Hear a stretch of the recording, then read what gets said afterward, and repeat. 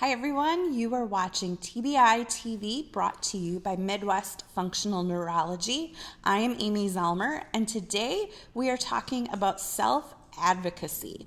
Now, self-advocacy can mean kind of several different things to different people. So I'm specifically today talking about advocacy in the way of spreading awareness about brain injury.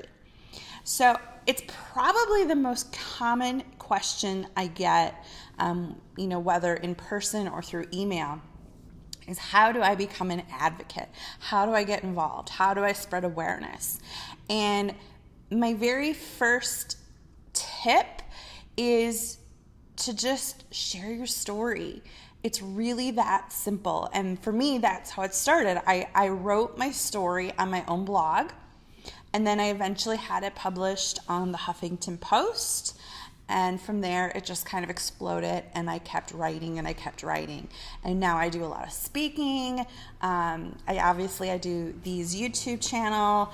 I have a podcast. I have a whole bunch of avenues in which I do my own advocacy. But you don't have to do that much if you can't handle it. And so I want you to just start with sharing your story. And everybody is at a different level of how they're able to share their story. So for one of you, it might be writing. You might have really good writing skills. For someone else, it might be doing videos like this. You might do better making a video. For others, it might just be making an audio file. However it is that you're able to share your story. I want you to start sharing your story. Now, some things to think about when sharing your story. I'm trying to say this very tactfully, but some people have trouble with their filter and some people have trouble keeping things short and succinct. So I really want you to keep those things in mind. When you're sharing your story, don't share TMI unless you've reached that level. Like you might work up to that where you share TMI. TMI is too much information. And keep it succinct. The biggest problem I see survivors make is they sit down face to face with someone, they start telling them their story, and after about 2 minutes, which is a long time, like time it, we're at 2 minutes in this video. When people get to 2 minutes, the person kind of starts zoning out and is like, okay, get to the point, tell me what you're trying to tell me. So if you can keep your story under about 90 seconds, about a minute and a half, that is the best starting point. And now that doesn't mean that that's all that you're going to share. You can gauge a person. So when you are first meeting someone and telling them your story, try to keep it under 90 seconds. If they're engaged and they ask more questions, that's awesome. Then you can give them more detail and more information. But that initial contact, that first time, whether you're meeting like with a representative, a legislator, a senator, a congressman, you're meeting with a healthcare provider, you're meeting just with someone new you've met at a group or whatever it is, try to keep it at 90 seconds because the more succinct you can be, the more they're going to pay attention and the more they're going to remember. So think of this. If you start, you're like at 3.5 minutes long telling them your story and they've zoned out, they're not listening anymore, they're not going to remember what you told them. So that's not helping anyone. You're not helping spreading awareness. So keeping it succinct and don't give TMI.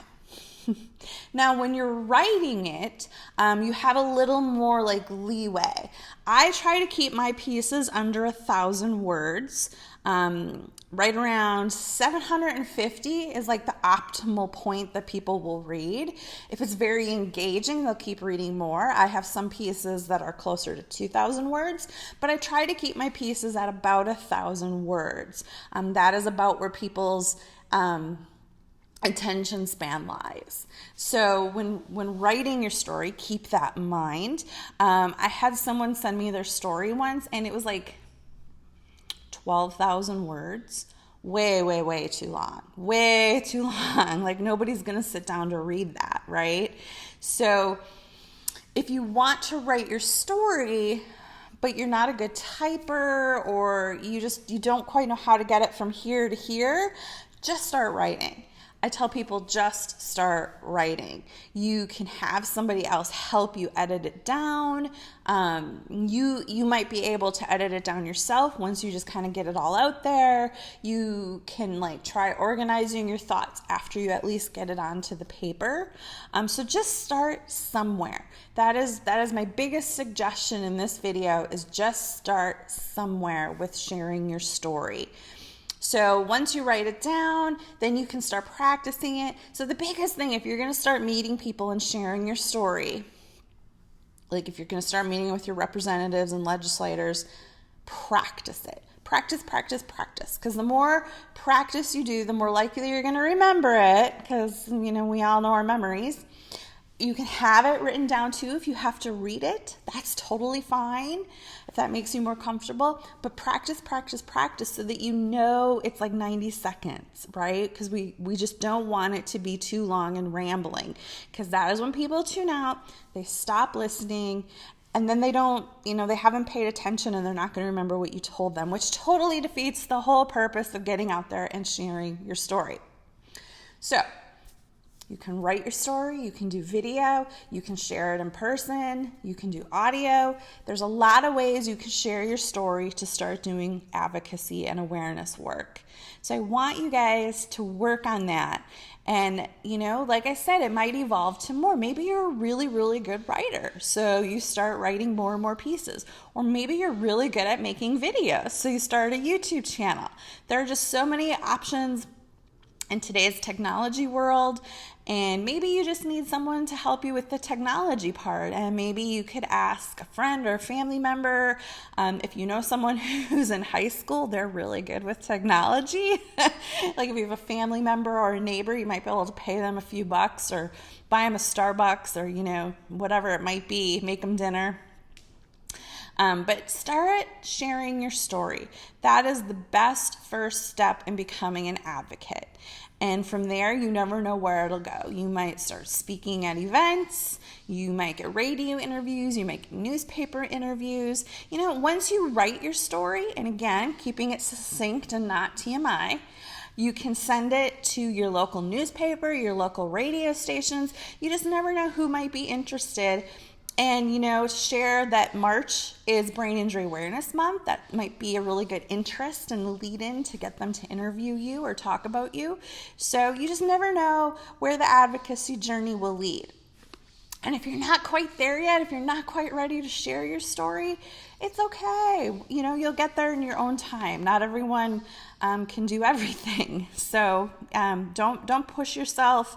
Don't pressure yourself. You know, we get enough pressure from other people. We don't need to do it to ourselves. So anyway, you guys, thanks for watching. Be sure to put a like on the video, share it, leave a comment. The more we share these videos, the more other people see them, and the more we continue to spread awareness. So thank you all for watching, and I will see you next time.